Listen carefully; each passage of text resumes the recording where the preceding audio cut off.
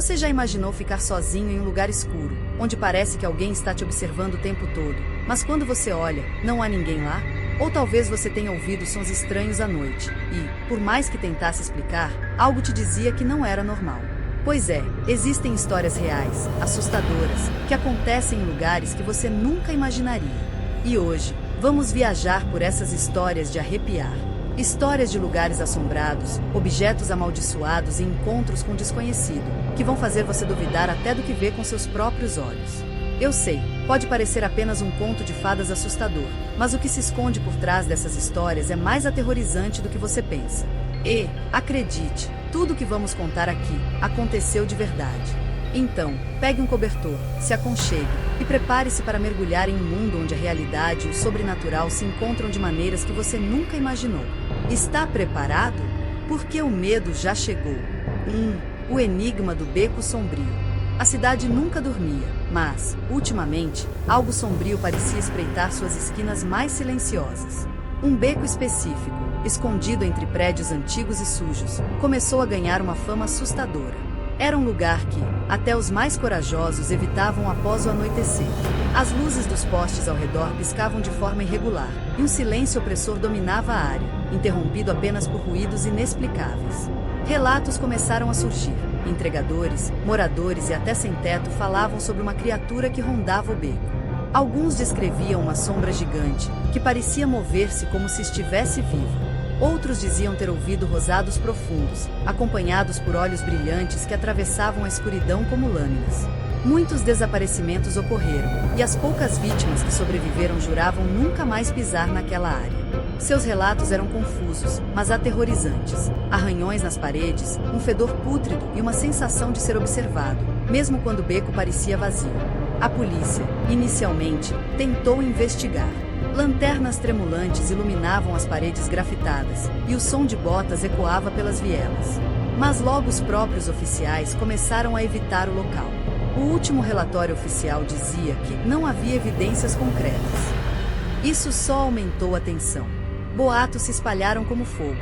Talvez fosse um assassino em série, um animal selvagem ou algo ainda pior. O Beco Sombrio ganhou um novo nome entre os moradores: o Portal do Medo. Os poucos que se atreviam a passar por ali à noite, geralmente por necessidade ou por desafio, não saíam os mesmos. Eles diziam que era como entrar em outro mundo, onde o ar era mais pesado, o silêncio mais cruel e a escuridão quase viva. Uma senhora, moradora da região há décadas, dizia ter visto algo. Não era humano, era uma fera, grande, peluda e com olhos que queimavam como brasa. Mas, é claro, ninguém a levou a sério. Afinal, quem acreditaria em histórias de monstros na cidade grande? E vamos para o terceiro parágrafo. Mas antes, apenas confere se você está inscrito no canal, porque os próximos vídeos serão uma série de conteúdo que vão assustar vocês. No entanto, essa era apenas a ponta do iceberg. Algo muito mais macabro estava prestes a emergir das sombras daquele beco esquecido. O terror ainda estava apenas começando. Vicente era o tipo de pessoa que ninguém notava à primeira vista. Ele parecia se encaixar perfeitamente entre os prédios antigos e os becos escuros da cidade. Um homem de aparência comum, mas com algo estranho em seu olhar. Não era que ele fosse feio ou desajeitado. Havia algo em sua postura, em como ele se movia, como se o peso do mundo estivesse sobre ele. Quando Vicente se mudou para o prédio da esquina, ninguém realmente reparou. A cidade estava acostumada com as mudanças, as portas que se abriam e fechavam. Mas logo ele passou a ser uma presença impossível de ignorar. Ele morava sozinho, em um apartamento no quarto andar, o último de um edifício que já tinha visto dias melhores. As janelas estavam sempre fechadas, mas, por alguma razão, ninguém nunca o via sair durante o dia. Era como se ele tivesse desaparecido todas as manhãs, apenas para reaparecer à noite. Aconteceu uma vez, um amigo de um dos vizinhos notou que Vicente estava indo para a rua, mas quando viu novamente no dia seguinte, o rosto dele estava marcado por algo estranho. Um cansaço profundo nos olhos, e uma expressão inquietante, como se ele tivesse sido arrancado de um pesadelo e forçado a acordar. Os moradores mais atentos começaram a perceber os hábitos excêntricos de Vicente. Às vezes, ele fazia longas caminhadas à noite, sempre pelas ruas mais desertas. Alguns vizinhos o viram sair em horários bizarros, como se ele estivesse fugindo de algo ou correndo atrás de algo. Ele não falava com ninguém. Seu comportamento estranho começava a levantar suspeitas. Comentários sobre ele começaram a se espalhar pela vizinhança. Esse Vicente, sabe, diziam. Ele tem um jeito meio esquisito. Sempre parece estar correndo atrás de algo. Mas o mais peculiar era sua aparência. Ele estava emagrecendo. Não de uma forma natural, mas como se estivesse sendo consumido por algo que não podia ser explicado. Seu cabelo estava mais bagunçado, sua pele mais pálida. Ele parecia mais doente a cada dia que passava. E, às vezes, quando ele olhava diretamente para alguém, havia uma intensidade em seus olhos que congelava a alma. Algo não estava certo com Vicente, e todos que cruzavam seu caminho sentiam isso. Entretanto, ninguém sabia o que estava acontecendo com ele, até que os desaparecimentos começaram a se tornar mais frequentes. Pessoas simplesmente sumiram, e, embora o Beco Sombrio fosse um lugar onde muitos acreditavam que a maldade se escondia, a verdade era mais aterrorizante. Vicente estava se tornando algo mais, algo que ele mesmo não podia controlar. Uma noite, Clara, uma jovem jornalista que estava investigando os eventos estranhos na cidade, decidiu ir mais fundo. Ela estava determinada a entender o que estava acontecendo e o que, ou quem, estava por trás dos desaparecimentos. Ela soube sobre Vicente de alguns vizinhos e acreditava que ele poderia ser a chave para entender o mistério. Ela se aproximou do prédio onde ele morava, observando na rua. Foi quando viu Vicente sair, como sempre, no final da noite. Seu olhar estava diferente. Ele não parecia humano, não de verdade. Havia algo em sua expressão que fazia o coração de Clara bater mais rápido. Uma sensação de perigo iminente, como se o ar ao redor dele fosse mais denso. Ela o seguiu, discretamente, pela cidade, até chegar ao parque. Mas o que ela não sabia é que essa noite mudaria sua vida para sempre. Vicente estava prestes a revelar um segredo sombrio que estava muito guardado nas sombras da cidade, e Clara seria a primeira a testemunhar o terror real. O mistério do lobisomem urbano começava a tomar forma diante dela, e ela não estava pronta para o que viria. A noite estava especialmente quente quando Clara decidiu seguir Vicente. A lua cheia, quase redonda, iluminava as ruas com uma luz fria e prateada, criando sombras estranhas que pareciam se mover à medida que as árvores balançavam suavemente ao vento. Ela sentia o coração acelerar a cada passo, uma mistura de curiosidade e medo, mas não havia como voltar atrás agora. Os relatos dos desaparecimentos a tinham atraído até ali, e, com cada pista que ela reunia, mais próxima ela estava da verdade. Vicente não parecia perceber que estava sendo seguido. Seus passos rápidos e certeiros ecoavam pelas ruas vazias enquanto ele caminhava na direção do parque, o mesmo local onde as vítimas anteriores haviam sido vistas pela última vez. Clara tentava ser o mais silenciosa possível, mas o som de suas próprias respirações ofegantes parecia ensurdecedor, ecoando na noite como se o universo inteiro estivesse ouvindo. Ela o seguiu, mantendo uma distância segura, escondendo-se atrás de carros estacionados e portas abertas de lojas fechadas. A cada esquina, o beco se tornava mais escuro, mais intimidador. Finalmente, Vicente entrou no parque, e Clara viu sua oportunidade. Ela se aproximou cautelosamente, mais perto do que jamais estivera de sua presa. Mas algo estava errado. O ar parecia mais pesado, e um calafrio percorreu sua espinha ao sentir a tensão que pairava no ambiente. Como se o próprio parque estivesse esperando por algo. Ela olhou ao redor, mas não havia ninguém por perto. Apenas as árvores, a grama úmida e o silêncio absoluto. Vicente se deteve no centro do parque, onde uma grande fonte de água antiga lançava uma suave névoa. Ele ficou ali, parado, com a cabeça baixa. Clara, ainda escondida atrás de um banco, observou com cuidado. Ela não sabia o que estava esperando, mas uma sensação crescente de desconforto a envolvia. Foi quando ela ouviu o primeiro ruído estranho, um rosnado baixo, quase imperceptível. O som era mais natural do que qualquer ser humano poderia fazer. Clara congelou. De repente, Vicente ergueu a cabeça e, em um movimento rápido, olhou diretamente para o local onde ela estava escondida. Seus olhos, antes comuns e cansados, agora brilhavam com uma intensidade sobrenatural, como chamas em uma noite escura. Clara sentiu uma onda de pânico invadir seu peito, mas antes que pudesse se mover, ele começou a se transformar. O corpo dele parecia se esticar e encolher, os ossos estalando e se retorcendo de maneira impossível. Clara não conseguia acreditar no que via.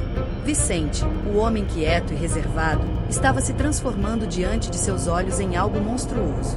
Sua pele se rasgava, deixando à vista um pelo espesso e negro que cobria seu corpo, e seus dentes, antes normais, agora se estendiam para fora da boca, como presas afiadas de uma besta. Era o lobisomem. O lobisomem urbano que os moradores haviam temido, a criatura que eles acreditavam ser apenas uma lenda. Mas não era. Era real. E agora, Clara estava prestes a se tornar sua próxima vítima. Ela, paralisação total, mal conseguia respirar, mas a sobrevivência era a única coisa que passava por sua mente. Seus instintos gritavam para correr, mas ela sabia que não seria rápida o suficiente. A besta estava mais forte, mais ágil, e ela ainda não sabia como enfrentá-la. O que ela não sabia é que Vicente, ou melhor, o lobisomem, não a atacaria imediatamente. Ele parecia observá-la, estudando-a, como se estivesse deliberando sobre o que fazer com ela. Foi nesse momento que Clara lembrou de algo que tinha lido nas histórias antigas sobre lobisomens. Eles tinham fraquezas. Ela sabia que precisava agir rápido, antes que o monstro se aproximasse e a atacasse. Como um reflexo, ela se abaixou e pegou uma pequena lâmina de prata que havia trazido com ela, uma arma contra a criatura, um antigo amuleto que ela havia encontrado nas pesquisas. A prata era a única coisa que poderia ferir Vicente na sua forma de lobisomem. Ela sabia que o tempo estava se esgotando. O lobisomem, agora completamente transformado, rugiu com fúria, seus olhos brilhando como duas brasas incandescentes. Era agora ou nunca.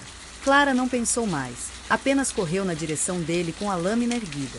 Quando ele avançou, ela o atingiu com toda a força, a lâmina de prata cortando seu pescoço. O monstro uivou de dor, caindo para trás, mas, para Clara, o alívio foi breve. Ela sabia que a batalha não estava vencida. Vicente, ou o que restava dele, estava agora no chão, mas ela não sabia por quanto tempo a lâmina conseguiria detê-lo. Ela não estava fora de perigo ainda.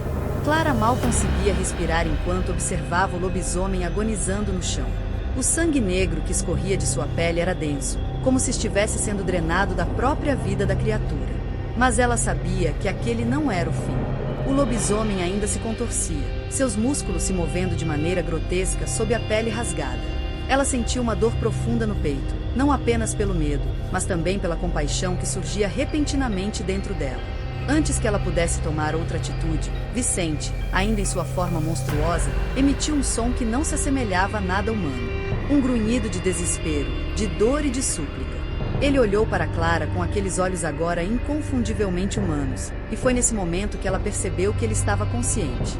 Vicente não era apenas uma fera sem controle, ele estava ali, preso dentro daquela monstruosidade, sofrendo como um prisioneiro. Por favor, não me mate. Ele sussurrou com uma voz rouca, e Clara, sem saber o que fazer, deu um passo atrás, seu coração batendo descontrolado. Eu não queria, mas não consigo mais controlar, não consigo. O que ela ouviu em suas palavras foi o desespero de um homem que havia sido amaldiçoado, e o peso da maldição o consumia aos poucos, transformando não apenas fisicamente, mas também psicologicamente. A cada lua cheia, ele se tornava essa besta, sem qualquer controle sobre o que fazia.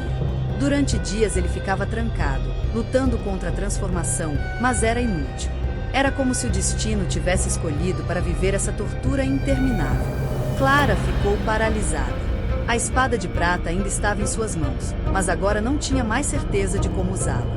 A criatura que ela acreditava ser um monstro sem alma, sem remorso, na verdade, era uma vítima de uma maldição que ninguém compreendia completamente. Vicente era humano, mas também não era. Ele estava dividido entre duas naturezas, e ele não conseguia mais discernir onde uma terminava e a outra começava. Me ajude. Ele repetiu, a dor e o pânico em seus olhos a levando a uma decisão impossível. Clara sentiu uma raiva profunda, mas também uma tristeza que parecia esmagar seu peito. A culpa por destruir a única chance de ele encontrar a paz, e o medo de que ela fosse simplesmente a próxima vítima de sua fera interior. Foi quando ela se lembrou da história que ouvirá de outros moradores. De como a maldição do lobisomem tinha origem nas trevas do passado, uma linhagem amaldiçoada que nunca poderia ser quebrada, mas que estava enraizada nas próprias ruas daquela cidade. Ela percebeu que Vicente não era apenas uma vítima de sua transformação, mas o portador de um mal que havia sido transmitido por gerações. Ele estava preso em um ciclo, condenado a transformar-se a cada lua cheia. Sem saber o que fazer, Clara baixou a lâmina de prata. Ela não queria matá-lo. Mas ela também sabia que a solução para aquele tormento não estava em simples piedade. Vicente precisava de mais do que uma cura. Ele precisava de uma libertação completa da maldição que o havia consumido. Uma maldição que, ela temia, não seria fácil de quebrar.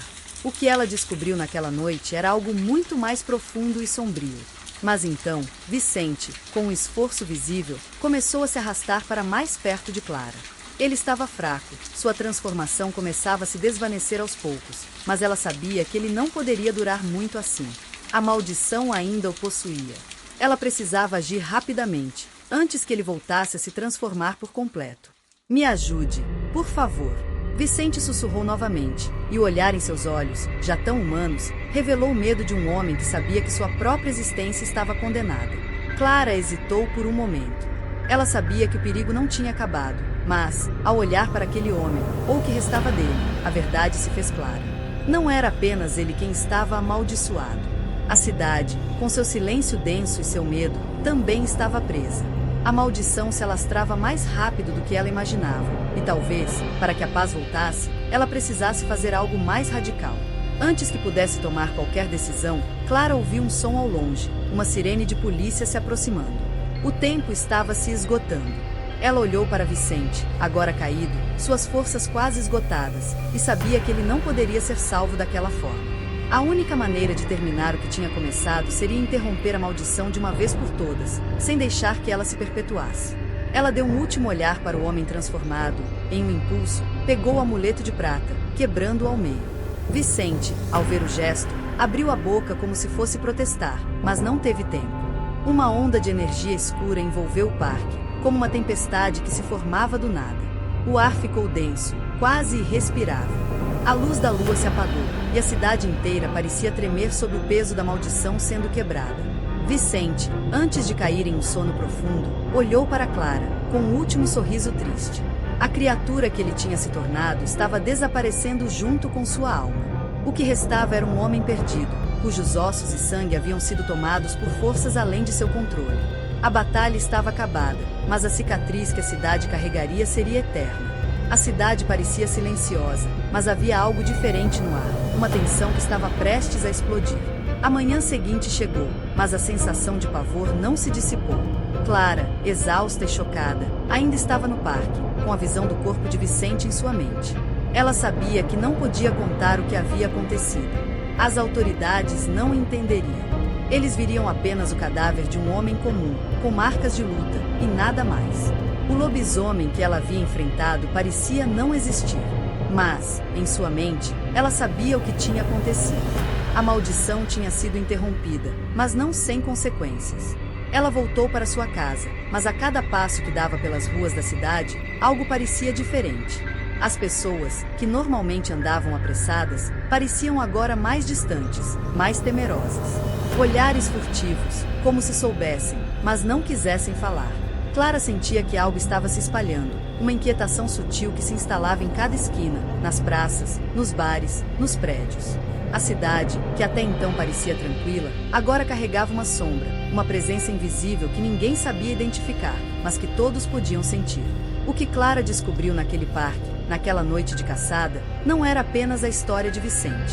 Era um enigma antigo, um ciclo de maldição que havia se instalado na cidade há mais de 100 anos, sem que ninguém soubesse. Um segredo enterrado nas fundações dos prédios e ruas. O lobisomem urbano não era um ser isolado, mas a manifestação de algo muito maior, uma força maligna que se infiltrou nas gerações e que, de alguma forma, encontrava seu caminho até os corpos dos moradores. A história de Vicente, com sua tragédia e transformação, era apenas uma parte dessa maldição ancestral. O verdadeiro poder da besta estava no fato de que ela não estava apenas ligada à lua cheia ou a uma única pessoa. O lobisomem era a encarnação de uma energia maligna que havia sido passada de geração em geração, como um vírus mortal que nunca se apagaria totalmente. Vicente, como todos os outros antes dele, foi apenas um dos portadores dessa força. Com o passar das semanas, mais desaparecimentos começaram a acontecer. Não de pessoas sendo devoradas ou atacadas diretamente pela criatura, mas de pessoas comuns que simplesmente sumiram sem explicação. A cidade parecia engolir seus próprios habitantes, e os poucos que ainda estavam por lá começaram a questionar sua sanidade, acreditando ser perseguidos por algo invisível, por uma presença maligna que não poderia ser derrotada. Clara, agora mais consciente do que estava acontecendo, percebeu que a cidade havia se tornado uma espécie de terreno fértil para a maldição, e as sementes plantadas por aqueles que haviam sido afetados por ela se espalharam rapidamente. A luta para destruir o lobisomem urbano havia sido, na verdade, apenas uma batalha, uma pequena vitória dentro de uma guerra maior. Ela sabia que, em algum lugar, ainda havia mais como Vicente, outros portadores da maldição que não haviam sido identificados, pessoas que ainda estavam prestes a transformar-se nas criaturas que atormentavam a cidade. Sem uma maneira clara de acabar com o ciclo de maldição, Clara decidiu investigar mais a fundo. Ela passou noites lendo livros antigos, pesquisando lendas urbanas e tentando entender a origem desse mal. Foi então que encontrou uma pista, uma referência a uma antiga linhagem que governava a cidade há mais de 200 anos, conhecidos apenas como os Guardiões da Lua. Era uma ordem secreta que, aparentemente, tinha feito um pacto com forças obscuras para preservar o controle da cidade. O pacto envolvia sacrifícios e a criação de um ciclo eterno de transformação, em que uma pessoa de cada geração seria marcada pela maldição e se tornaria o lobisomem. E, como um ciclo, esse mal nunca deixaria de existir enquanto os guardiões estivessem por perto. Clara, determinada, foi atrás de mais informações. E logo, percebeu que a cidade inteira estava sendo controlada por esse segredo, pelo medo, pela sombra das noites de lua cheia. Os Guardiões da Lua ainda estavam entre eles, mas agora, disfarçados, como figuras de poder e influência, manipulando os eventos sem que ninguém percebesse. A realidade era mais cruel do que ela imaginava. A luta de Vicente, sua morte, seu sacrifício, não havia sido em vão. Mas ele não estava livre, e a cidade não estava salva. Os desaparecimentos se intensificaram, e Clara sentiu o peso da responsabilidade. Ela agora carregava a verdade, um fardo que ninguém mais sabia carregar. Ela tentava avisar as autoridades, tentar fazer alguém acreditar nela, mas os poucos que ouviam apenas a tratavam como uma mulher perturbada, alguém que havia vivido um pesadelo e agora não conseguia separar a fantasia da realidade. Com a chegada da próxima lua cheia, Clara sabia que algo ainda pior estava prestes a acontecer. O lobisomem urbano não era mais uma história de terror, ele era real, e o ciclo da maldição ainda não havia sido quebrado. Vicente poderia ter sido apenas o início. E agora, a cidade estava prestes a enfrentar o terror em sua forma mais pura. Ela sentia que não tinha mais tempo. A única maneira de acabar com essa maldição era confrontar os Guardiões da Lua, mas eles estavam por toda parte, disfarçados, à sombra da sociedade. E Clara sabia que, ao enfrentá-los, ela colocaria sua vida em risco. Mas ela também sabia que, se não o fizesse, a cidade, e talvez até o mundo, estaria condenada a viver com esse mal para sempre. O que viria a seguir seria uma jornada de confrontos e descobertas, uma batalha que nem todos estariam preparados para enfrentar. Clara agora estava sozinha nessa luta. Ela era a única que sabia a verdade, e isso a tornava tanto uma heroína quanto uma vítima da própria história que ela agora tinha que escrever. 6. O último confronto. A noite chegou novamente, e Clara estava pronta. Ela sabia que aquela lua cheia seria a última chance que teria para quebrar o ciclo de maldição que assombra a cidade há séculos. A cada passo que ela dava pelas ruas escuras, o peso da decisão que tomaria se tornava mais claro. Ela estava sozinha nessa luta.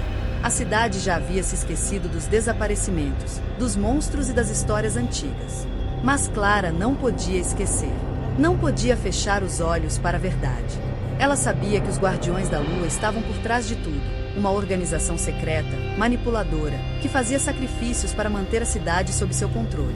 E ela também sabia que eles não iriam deixá-la sair dali viva se descobrissem o que ela planejava. Mas ela não tinha escolha. O mal estava mais perto do que nunca, e se não fosse agora, talvez nunca fosse. Ela se preparou, reunindo as informações que havia coletado ao longo das últimas semanas.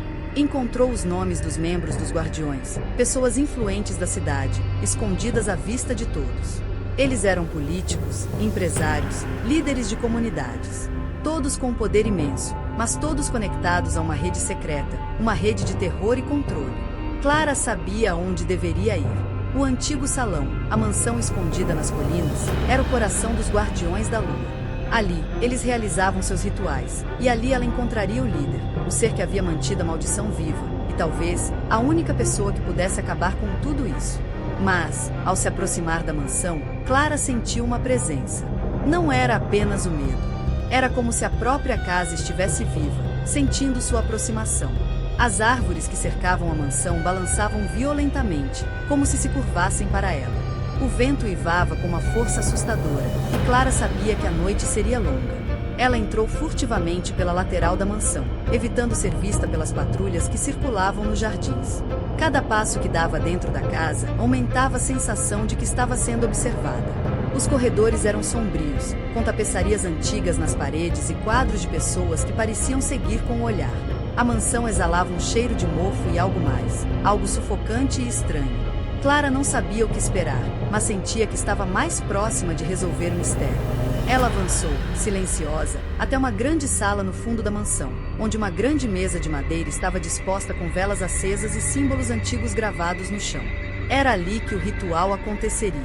Clara sentiu o ar pesado, como se a vida da cidade fosse sugada para aquele ambiente.